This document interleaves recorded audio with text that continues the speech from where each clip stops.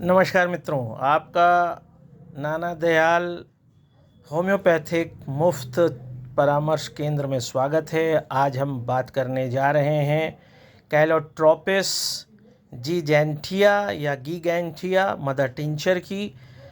इस दवा के बारे में हम, आप या गांव का व्यक्ति हो, सभी जानते हैं, क्योंकि इसे हिंदी में मदार कहते हैं, आक कहते हैं।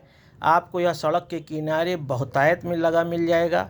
मैंने इसीलिए इसका ये फल है, इसको और इसकी पत्तियां का फ़ोटो आपको दिखाने का प्रयास किया है, ताकि आप जिस पौधे को जहरीला कहा जाता है, माना जाता है कि उसका दूध आँख में लगने से आदमी अंधा हो जाता है, उसकी जो होम्योपैथिक मेडिसिन बनती है, जिसे कैलोट्रोपिस गीगैंथिया कहते हैं, उसके बारे में बहुत संक्षिप्त जानकारी देना चाहता हूँ। आप जानते हैं कि इसे जहरीला कहते हैं या भगवान शंकर पर इसके फूल की माला चढ़ती है। उसी से आप जान जाएंगे कि यह जहर को समन करने में, उसके इन्फ्लेमेशन, सूजन आदि में यह बहुत उपयोगी दवा होती है। यही कारण है कि इसे प्रतीकात्मक रूप से भगवान शंकर से जोड़ दिया गया है।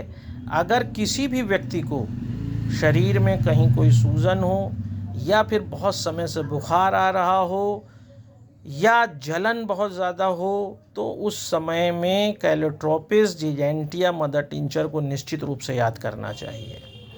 इसके अलावा यदि किसी भी व्यक्ति को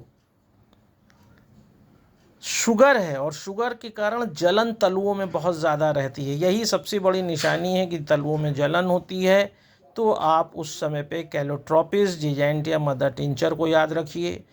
इसके अतिरिक्त यदि किसी व्यक्ति को बवासीर है या पाइल्स है और उसमें जलन होती है बहुत ज़्यादा, तो उस समय में भी आपको कैलोट्रोपिस जीगैंथिया मदर टिंचर याद रखना चाहिए।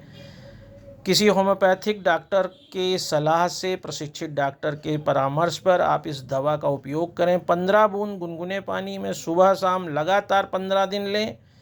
आपको शुगर का लेवल भी कम दिखाई देगा। अगर आपको पाइल्स है तो उसमें भी कमी दिखाई देगी। अगर पुराने से पुराना बुखार है तो वह भी टूटेगा, और शरीर में कहीं पर भी जलन है, इन्फ्लेमेशन है, तो उसमें आपको यह दवा कारगर दिखाई देगी।